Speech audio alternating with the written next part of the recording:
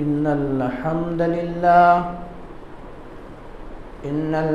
لله نحمده ونستعينه ونستغفره ونعوذ بالله من شرور أنفسنا ومن سيئات أعمالنا من يهده الله فلا مضل له ومن يضلله فلا هادي له وأشهد أن لا إله إلا الله وأشهد أن محمدًا عبده ورسوله يا أيها الذين آمنوا اتقوا الله حق تقاته ولا تموتن إلا وأنتم مسلمون يا أيها الناس اتقوا ربكم الذي خلقكم من نفس واحدة وخلق منها زوجها وبث منهما رجالا كثيرا ونساء واتقوا الله الذي تساءلون به والأرحام إن الله كان عليكم رقيبا يا أيها الذين آمنوا اتقوا الله وقولوا قولا سديدا يصلح لكم أعمالكم ويغفر لكم ذنوبكم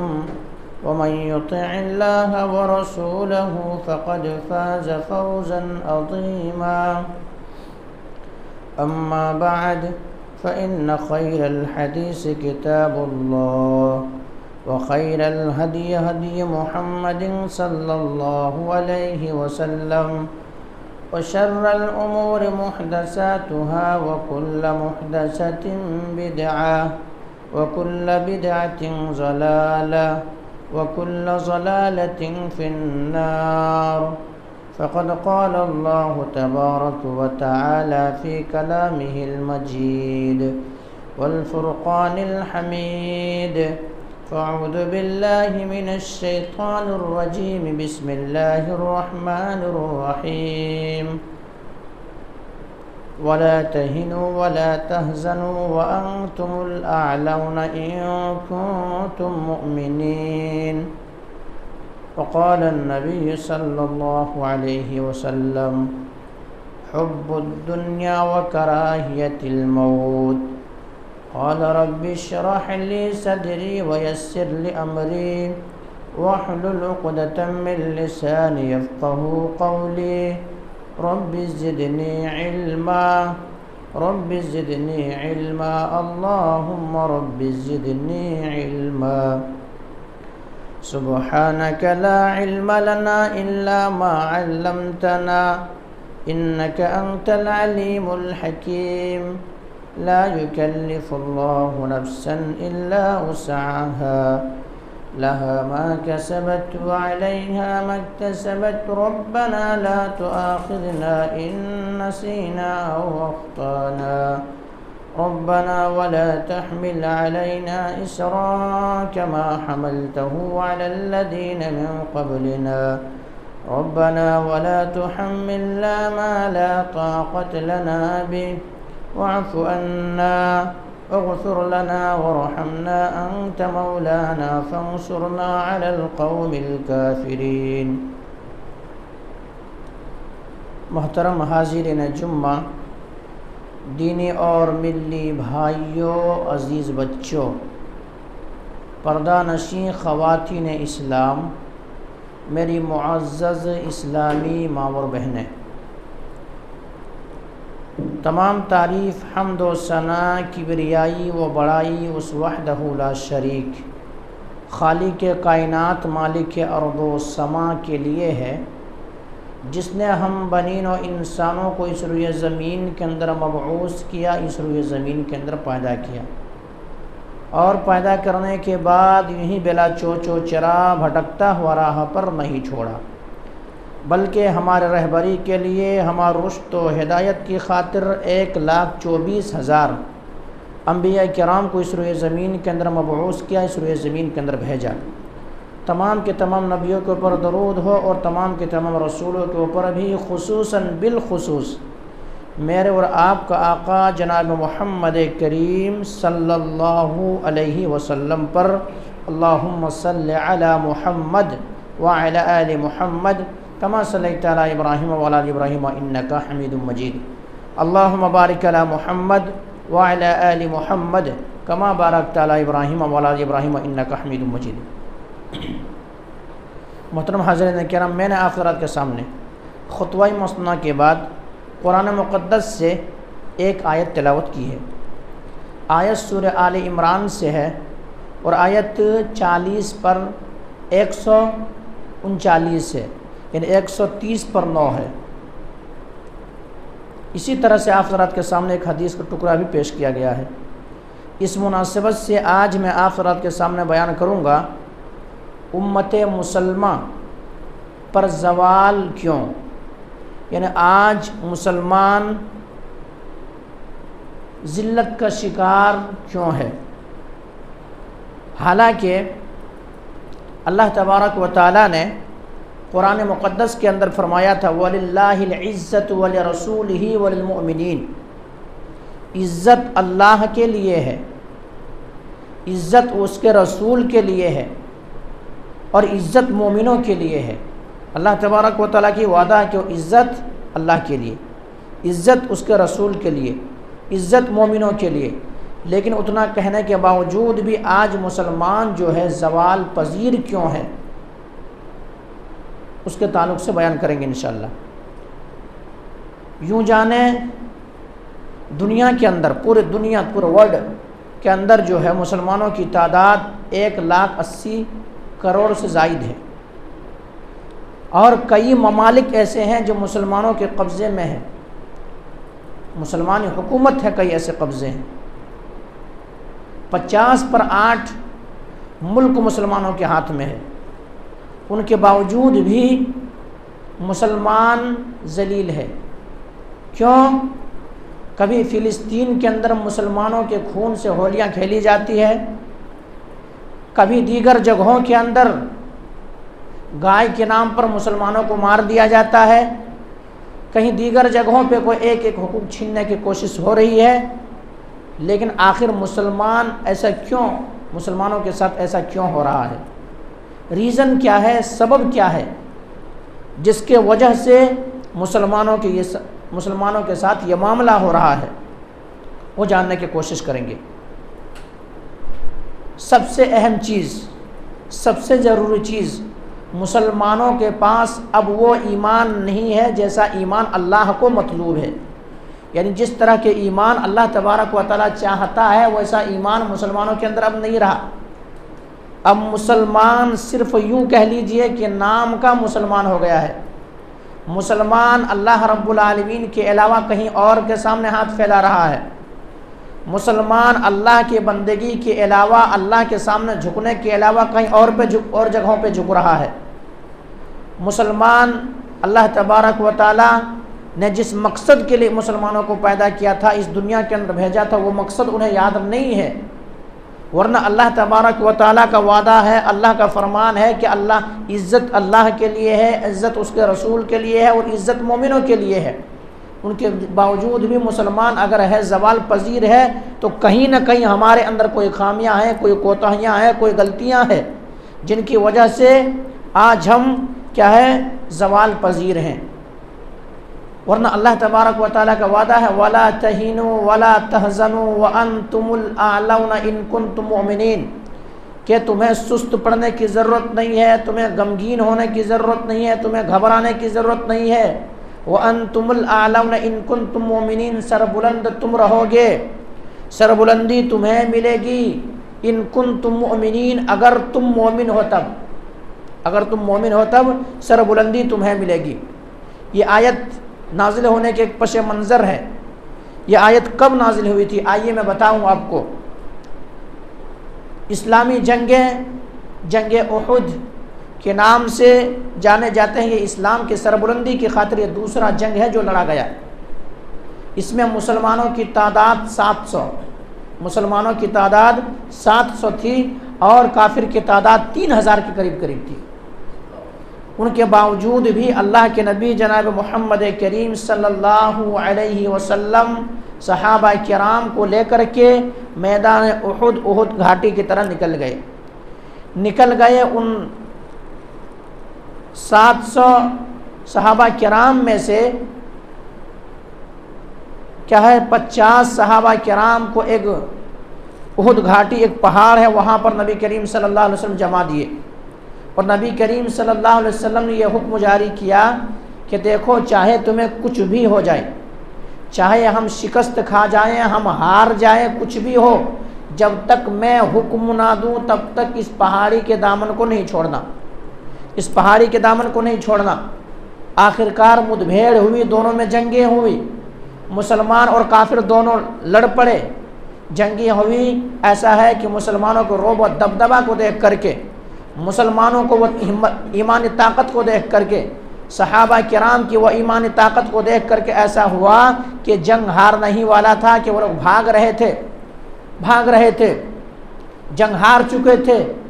اب صحابہ کرام رضی اللہ عنہم اجمعین کیا کیے، مال غنیمت جو اصول ہوتا ہے جنگ کے ایام میں، جنگ کے موقع پر، تو وہ مال غنیمت اکٹھا کر رہے تھے، مال غنیمت ایک جگہ جمع کر رہے تھے۔ اب وہ پہاڑ میں جو صحابہ کرام موجود تھے، صحابہ کرام کی نظریں ان کی طرف دیکھنے لگی، صحابہ کرام دیکھنے لگے۔ پھر صحابہ کرام میں اختلاف ذرا ہو گیا کہ اللہ کے نبی جناب محمد کریم صلی اللہ علیہ وسلم نے ہمیں جو کہا تھا کہ اس دامن کو نہیں چھوڑنا، یہ جنگ کی حالت میں کہا تھا، اب تو جنگ ختم ہو گئی ہے، اب ایسا کرتے ہیں کہ اب نیچے اتر جاتے ہیں۔ ان میں سے 50 میں سے جو ان کے امیر تھے، انہوں نے کہا کہ نہیں، اللہ کے نبی جناب محمد کریم صلی اللہ علیہ وسلم کا حکم ہے کہ کسی بھی صورت میں اس پہاڑی کو نہ چھوڑا جائے، ورنہ پیچھے سے آ کر کے حملہ آور ہو سکتا ہے، ہمارے خون بہہ سکتے ہیں اور جیتی ہوئی جنگ ہار سکتے ہیں، اسی لیے ہمیں نہیں چھوڑنا ہے اس دامن کو۔ لیکن وہاں سے 40 صحابہ کرام اتر گئے، صرف اب بچے اس پہاڑی کے دامن پر 10 صحابہ کرام رہ گئے، 10 صحابہ کرام رہ گئے۔ خالد بن ولید رضی اللہ تعالیٰ عنہ بھی اسلام قبول نہیں کیے تھے، ابھی مسلمانوں کے خلاف لڑنے کے لیے آئے تھے، اسلام قبول نہیں کیے تھے۔ انہوں نے کیا کیا کہ پیچھے سے حملہ کیا، اور حملہ کرنے کے بعد 70 صحابہ کرام کو شہید کر دیے۔ یوں ہی نہیں بلکہ اللہ کے نبی جناب محمد کریم صلی اللہ علیہ وسلم کے دندان مبارک تک کو بھی شہید کر دیے۔ اور ایسا ہوا کہ تمام صحابہ کرام رضی اللہ عنہم اجمعین ایسے کیے، افواہیں پھیل گئی کہ اللہ کے نبی جناب محمد کریم صلی اللہ علیہ وسلم کو شہید کر دیا گیا ہے، آپ صلی اللہ علیہ وسلم اب اس دنیا کے اندر نہیں رہے، آپ صلی اللہ علیہ وسلم شہادت کے جام پی چکے ہیں۔ یہ جملہ سننا ہی تھا، بڑے بڑے بہادر صحابہ کرام اپنے تلواریں نیچے پھینک دی اور کہنے لگے مامات رسول اللہ صلی اللہ علیہ وسلم، اب ہم بھلا جی کر کے کیا کریں گے، اب دنیا کے اندر رہ کر کے کیا کریں گے؟ جس نبی کے جھنڈے تلے، جس اسلام کے جھنڈے تلے ہم جا کر کے جمع ہوتے تھے، آج ہمارے درمیان وہی نبی موجود نہیں رہے، آج ہمارے درمیان وہی نبی موجود نہیں رہے جنہیں ہم دیکھ کر کے ہمارے دلوں کو سکون میسر ہوتی تھی، سکون ملتا تھا، آرام ملتا تھا۔ نبی کریم صلی اللہ علیہ وسلم اگر کوئی حکم دے اس کو ہم کرنے کے لیے تیار ہوتے تھے، آج وہ نبی ہی ہمارے درمیان نہ رہے، اب ہم جی کر کے کیا کریں گے؟ حضرت عمر بن خطاب رضی اللہ تعالی عنہ کی شخصیت اور ویسے بہادر صحابہ کرام تک کیا ہے، تلوار نیچے ڈال دی اور کہا ماما تھا رسول اللہ صلی اللہ علیہ وسلم، اب ہم کیا کریں گے؟ اللہ کے نبی ہی زندہ نہ رہے۔ آخرکار اللہ کے نبی جناب محمد کریم صلی اللہ علیہ وسلم کے اوپر وحی نازل ہوئی، وما محمد الا رسول قد خلت من قبله الرسل افإن مات او قتل انقلبتم على اعقابكم ومن ينقلب فلن يضر الله شيئا وسيجزي الله الشاكرين۔ جتنے سارے پیغمبر آئے ہیں، جتنے سارے رسول آئے ہیں، جتنے سارے نبی آئے ہیں اس دنیا کے اندر، سب اس دنیا سے گئے ہیں۔ اگر یہ نبی جناب محمد کریم صلی اللہ علیہ وسلم وفات پا جائے یا دنیا سے چلے جائے تو کیا یہ لوگ ایسا کریں گے، اسلام کو پیچھے ڈال دیں گے؟ دیکھو جتنے سارے نبی سب گئے ہیں۔ اس کے بعد یہ آیت کو سن کر کے پھر صحابہ کرام کے درمیان ایک جوش و بلبلہ پیدا ہوا اور پھر صحابہ کرام لڑے، پھر سے جنگ ان کے ہاتھ میں آ گئی۔ یہاں پر بتانا یہ مقصود ہے، صرف اللہ کے نبی جناب محمد کریم صلی اللہ علیہ وسلم کی ایک بات کی نافرمانی ہوئی، صرف ایک بات کی نافرمانی ہوئی، اللہ کے نبی جناب محمد کریم صلی اللہ علیہ وسلم نے کہا تھا کہ دیکھو اس پہاڑی احد پہاڑی پر جو تم موجود ہو کسی بھی صورت میں تمہیں اس پہاڑی کو نہیں چھوڑنا ہے، لیکن صحابہ کرام اس بات کو سمجھ نہ سکے اور اختلاف ہو گیا اور صحابہ کرام اس دامن کو چھوڑ دیے۔ دامن کو چھوڑنے کی وجہ سے 70 صحابہ کرام شہید ہوئے اور ایسے ایسے جل قدر صحابی رسول شہید ہوئے۔ اسی جنگ میں حضرت امیر حمزہ رضی اللہ تعالیٰ عنہ شہید ہو گئے، امیر حمزہ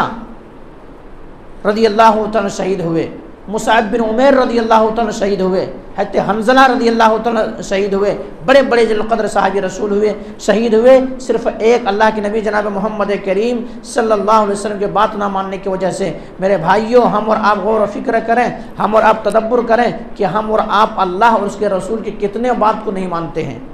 کتنے ایسی باتیں ہیں جو ہمیں اور آپ کو کہا ہے یہ چیز کرو لیکن ہم اور آپ نہیں کرتے ہیں، کتنے ایسے چیز ہیں جس چیز سے اللہ تبارک و تعالیٰ نے روکا ہے لیکن ہم اور آپ نہیں روکتے ہیں۔ اسی موقع پہ اسی گھڑی میں یہ آیت نازل ہوئی تھی، وَلَا تَهِنُوا وَلَا تَحْزَنُوا وَأَنْتُمُ الْأَعْلَوْنَ إِن كُنتُم مُؤْمِنِينَ۔ اب تمہیں گھبرانے کی ضرورت نہیں ہے، تمہیں ڈرنے کی ضرورت نہیں ہے، تمہیں سست پڑنے کی ضرورت نہیں ہے، تم غالب رہو گے، جیت تمہاری ہوگی، تم جیتو گے۔ وَأَنْتُمُ الْأَعْلَوْنَ إِن كُنتُم مُؤْمِنِينَ، اگر تم حقیقی مومن ہو تو جیت تمہاری ہوگی۔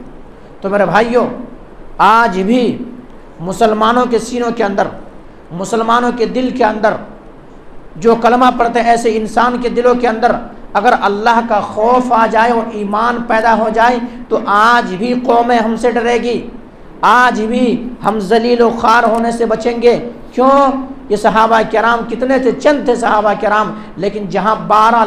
22 لاکھ مربع میل تک 22 لاکھ مربع میل تک صحابہ کرام نے حکومتیں کی، صحابہ کرام نے اسلام کے پرچم کو وہاں جا کر کے گاڑ دیے، صحابہ کرام نے وہاں تک اسلام کو پھیلائے، اور وہی جو صحابہ کرام کے موجودگی میں جو اسلام پھیلا تھا وہی اسلام کو، اسی چیز کو آج مسلمان سنبھال نہیں پا رہے ہیں۔ ایک یہ بات دیگر ان کے ہاتھوں سے نکل رہا ہے۔ آج وجہ یہی ہے کہ مسلمان جو صحیح معنوں میں، حقیقی معنوں میں جو ایمان جیسا اللہ کو مطلوب ہے، جیسے اللہ چاہتا ہے ویسے ایمان مسلمانوں کے پاس نہیں ہے، اس لیے یہ چیز ہمیں اور آپ کو، یہ دن ہمیں اور آپ کو دیکھنا پڑ رہا ہے، یہ دن ہمیں اور آپ کو دیکھنا پڑ رہا۔ دوسری چیز، دوسرا سبب کیا چیز ہے جس کے وجہ سے آج مسلمان ذلیل و خوار ہے، مسلمان کے حقوق چھونے جانے کی کوشش کر رہے ہیں؟ ایک یہ بھی وجہ ہے کہ مسلمان اب کیا ہے، حب الدنیا و کراہیت الموت، دنیا سے محبت ہے مسلمانوں کو، دنیا سے محبت ہو گئی ہے، دنیاوی معاملے آئے کہاں سے کہاں تک چلتا ہے انسان، کتنا قد و کاوش کرتا ہے انسان، محنت کرتا ہے انسان، لیکن وہی دین کی جب باری آتی ہے تو دین کے معاملے میں پھر مسلمان پیچھے ہٹتا ہے۔ یعنی مسلمان کو موت سے نفرت ہو گئی ہے اور دنیا سے محبت ہو گئی ہے۔ اللہ کے نبی جناب محمد کریم صلی اللہ علیہ وسلم نے فرمایا کہ ایک دور تم دیکھو گے پوری دنیا کی طاقت متحد ہو کر کے، پورے دنیا کی طاقت متحد ہو کر کے تمہارے اوپر ٹوٹ پڑیں گے، تمہارے اوپر ٹوٹ پڑیں گے، جس طرح سے دسترخوان پر کوئی بھوکا جانور ٹوٹ پڑتا ہے ویسے ہی تمہارے اوپر ٹوٹ پڑیں گے۔ صحابہ کرام رضی اللہ عنہم اجمعین نے سوال کیا، قال یا رسول اللہ صلی اللہ علیہ وسلم یہ کیوں ہوگا؟ آخر کیا ہم تعداد میں کم ہوں گے؟ کیا ہماری تعداد کم ہوگی؟ اللہ کے نبی جناب محمد کریم صلی اللہ علیہ وسلم نے کہا تم تعداد میں کم نہیں ہوگے، تم تعداد میں کم نہیں ہوگے، بلکہ تمہاری کیفیت اور تمہاری حالت یہ ہو جائے گی سمندر میں جھاگ کے مانند کے برابر ہو جاؤ گے۔ جب سمندر کے اندر بارش کی لہریں آتی ہے، سمندر چلتا ہے، اس کے اندر جھاگ کی مانند کوئی چیز آتی ہے، وہ آتا ہے پھر ڈوب جاتا ہے، تمہارے یہی معاملہ ہو جائیں گے۔ صحابہ کرام نے سوال کیا اللہ کے نبی جناب محمد کریم صلی اللہ علیہ وسلم یہ کیفیت ہماری کیوں ہوگی، یہ حالت ہماری کیوں ہوگی، سمندر میں جھانک کی مانند کی برابر ہماری حیثیت کیوں ہو جائے گی؟ اللہ کے نبی جناب محمد کریم صلی اللہ علیہ وسلم نے فرمایا حب الدنیا و کراہیت الموت، حب الدنیا و کراہیت الموت، یعنی تم موت سے نفرت کرنے لگو گے، موت سے نفرت کرنے لگو گے، موت سے ڈرنے لگو گے۔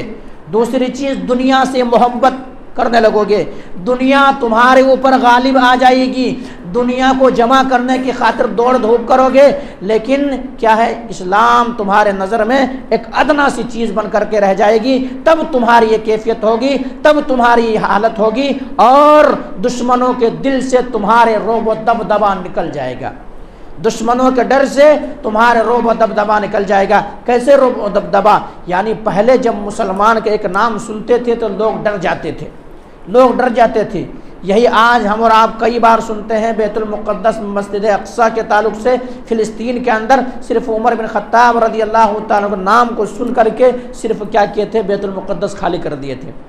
بیت المقدس خالی کر دیے تھے کہ امیر المؤمنین عمر بن خطاب کی تشریف آوری ہے، خود لا کر کے عمر بن خطاب رضی اللہ عنہ کے ہاتھوں میں چابی دے دیے تھے۔ آج مسلمان کئی سال سے دعائیں کر رہے ہیں، اللہ رب العالمین سے مانگ رہے ہیں، بیت المقدس یہودیوں کے قبضے میں ہے، مسلمانوں کے ساتھ طرح طرح کی چیزیں ہو رہی ہے، لیکن ان کے باوجود بھی مسلمان کے ہاتھ نہیں آ رہی ہے۔ کیا وجہ کیا ہے، ریزن کیا ہے؟ یہی وجہ ہے کہ حقیقی معنوں میں جیسا مطلوب ایمان اللہ رب العالمین کو تھا ویسا ایمان مسلمانوں کے پاس نہیں ہے۔ حب الدنیا و کراہیت الموت۔ ایک مثال دوں آپ کو، مثال کے ذریعے سے بات زیادہ سمجھ میں آتی ہے۔ دنیا سے محبت کے دیکھیے، دنیا سے محبت، اگر کوئی شخص یہ کہہ دے کہ اگر کوئی بھی انسان آ کر کے 5 وقت نماز پڑھے گا،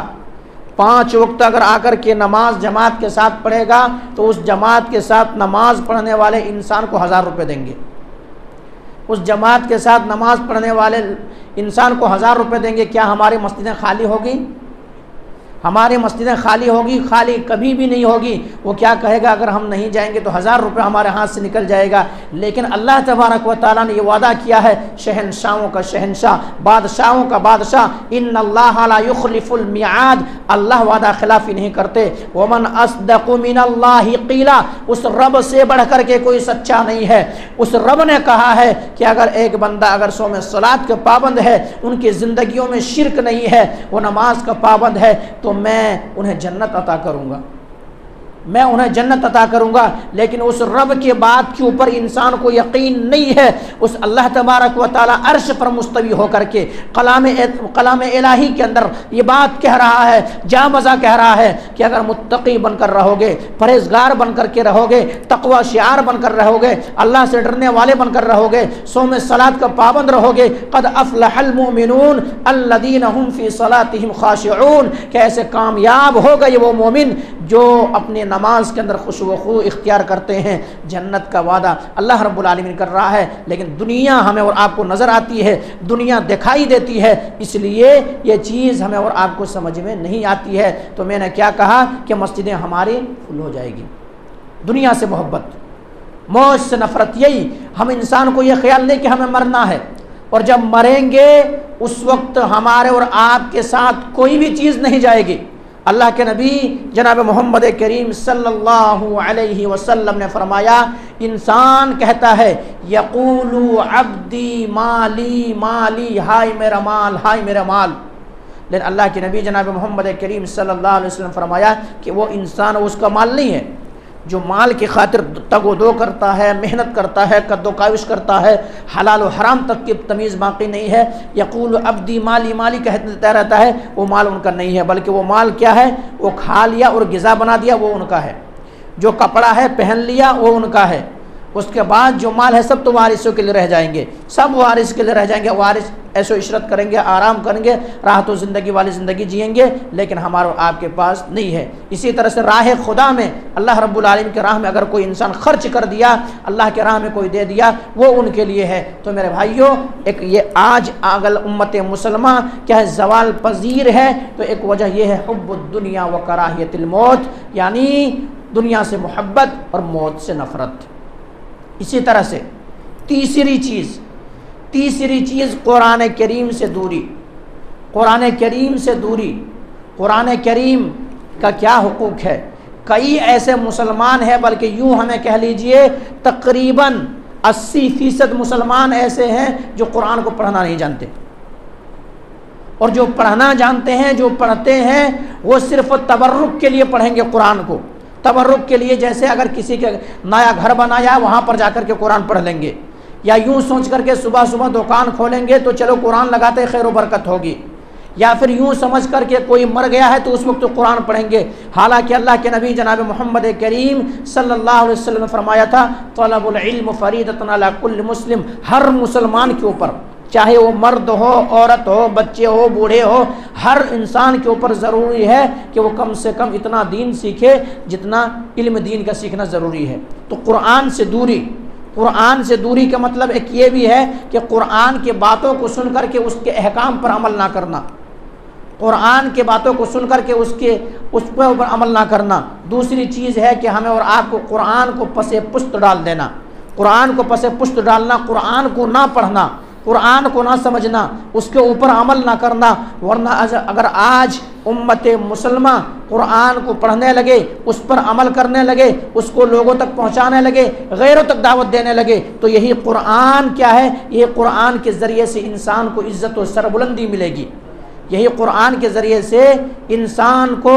عزت و سربلندی ملے گی، اور یہی قرآن کے ذریعے سے انسان کو کیا ہے؟ عزت ملے گی، عزت ملے گی۔ اللہ کے نبی جناب محمد کریم صلی اللہ علیہ وسلم نے فرمایا،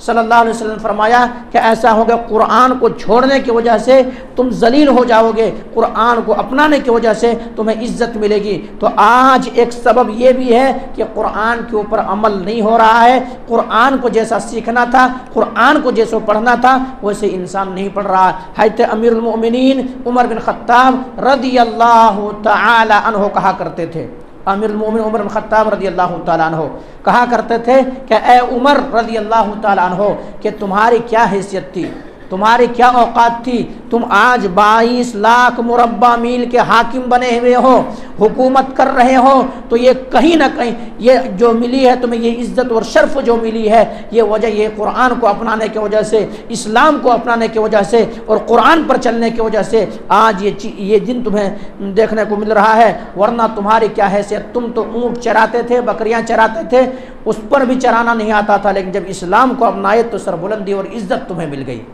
تو آج اس انسان اگر واقعی معنوں میں، حقیقی معنوں میں اگر اسلام پر عمل کرنا، قرآن پر عمل کرنا، قرآن کے ایک ایک مفاہیم پر غور و تدبر کرنا، فکر کرنا، قرآن کریم پر چلنا، اگر انسان غور کر چلنے لگے تو انشاءاللہ آج جو یہ دن ہمیں اور آپ کو دیکھنا پڑ رہا ہے، یہ چیز ہمیں اور آپ کو دیکھنا نہیں پڑے گا، یہ چیز ہمیں اور آپ کو دیکھنا نہیں پڑے گا۔ میرے بھائیوں، ہم مسلمان ہیں، ہم مومن ہیں، ہم نبی کو ماننے والے ہیں، ہم سوائے اللہ کے کسی سے نہیں ڈرتے، ہم اللہ سے ڈرتے ہیں، چاہے کوئی بھی کچھ بھی کہے ہم ڈرنے والے نہیں ہیں۔ اور اگر آپ مومن ہیں، حقیقی معنوں میں مسلمان ہیں، تو آپ کا کوئی بال بیکا نہیں کر سکتا ہے، آپ کو کوئی کچھ بگاڑ نہیں سکتا ہے۔ اور اللہ کے نبی جناب محمد کریم صلی اللہ علیہ وسلم نے فرمایا کہ اگر کوئی شخص اپنے گھر سے نکلتا ہے 2 رکعت نماز پڑھ کے نکلتا ہے، گھر سے نکل رہا ہے، کہیں جا رہا ہے، سفر میں جا رہا ہے یا کہیں بھی جا رہا ہے، خدشہ ہے، ڈر ہے، آج لوگوں میں پھیلا دیا گیا ہے، اس طرح سے دیکھو 22 جنوری تک کوئی سفر نہیں کرنا ہے، نہیں میرے بھائی، کیا ہے اللہ کے بغیر حکم کے ایک درخت کے پتے تک نہیں ہلتے، اتنا ڈر جائیں گے پھر کیا ہوگا،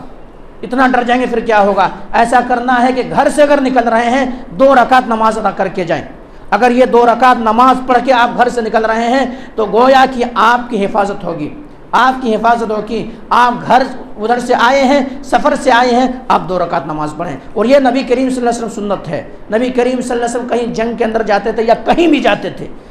جاتے تھے، نبی کریم صلی اللہ علیہ وسلم 2 رکعت نماز ادا کر لیتے تھے، اس کے بعد نکلتے تھے، کیونکہ وسجد واقترب، اب اللہ کی میں قریب ہو گیا ہوں، اب اللہ ہمارا ضامن ہے، اب اللہ ہماری حفاظت فرمائے گا۔ اور جو اللہ جس کا ضامن بن جائے اس کو کوئی کچھ کر سکتا ہے؟ اللہ جن کو ضامن بن جائے، اللہ تبارک و تعالیٰ اگر ہمارے سروں پہ یہ ناچ رہے ہیں تو ایک وجہ اور ایک ریزن، ایک سبب یہی ہے کہ آج کیا ہے، ہماری ایمان صحیح نہیں ہے، اس لیے یہ چیز۔ ورنہ ہم اور آپ اگر اسلام پر عمل کرنے لگے تو انشاءاللہ ہمیں اور آپ کو کوئی بھی کچھ بگاڑ نہیں سکتا ہے۔ تو کیا ہے، تیسری چیز یہ ہے کہ ہم قرآن کو چھوڑے ہوئے ہیں، قرآن کو خود پڑھیں، قرآن کو اپنے بچوں کو پڑھائیں، قرآن کا پیغام لوگوں تک عام کریں۔ ورنہ یہ قرآن کو ہم لوگوں تک نہیں پھیلائیں گے، خود نہیں پڑھیں گے تو کل قیامت کے دن کہیں ایسا نہ ہو کہ ہمارے آپ کے خلاف یہی قرآن کھڑے ہو جائے اور کہنے لگے کہ قرآن تو طاقوں میں سجا کر رکھا ہوا تھا، لیکن یہ قرآن کے اوپر عمل نہیں کیا کرتے تھے۔ اسی لیے حضرت خالد بن ولید رضی اللہ تعالیٰ عنہ خالد بن ولید رضی اللہ تعالیٰ عنہ جب قرآن کو اپنے ہاتھ میں لیتے تھے، قرآن کو اپنے ہاتھ میں لیتے تھے تو بڑا روتے تھے کہ اے قرآن میں وقت نہ تمہیں دے سکا، اے قرآن میں وقت نہیں دے سکا، اللہ کا کلام کیا تھا میں تمہیں وقت نہ دے سکا، میری زندگی جنگوں میں کٹ رہی ہے، اس لیے مجھے معاف کرنا، اللہ رب العالمین کے سامنے کہیں ہماری شکایت درج نہ کر دینا کہ قرآن کو اس نے نہیں اٹھایا تھا۔ تو میرے بھائیو، قرآن سے دوری پہلا سبب امت مسلمہ زوال پذیر ہے، تو پہلا سبب ایمان کی کمی، دوسرا سبب حب الدنیا و کراہیت الموت، یعنی موت سے نفرت اور دنیا سے محبت، تیسرا سبب قرآن کو چھوڑ دینا، چوتھا سبب دیکھ لیں، چوتھا سبب یہ ہے کہ مسلمانوں میں کیا ہے، اتفاق و اتحاد نہیں، اتفاق و اتحاد نہیں، پوری غیر کو ماننے والے ہیں، جب وہ لوگ جمع ہوتے تو ایک پلیٹ فارم پر آ کر جمع ہو جاتے ہیں، لیکن مسلمانوں کی جب بات چلتی ہے تو سنی، تو وہ، تو یہ، اس طرح سے مسلمانوں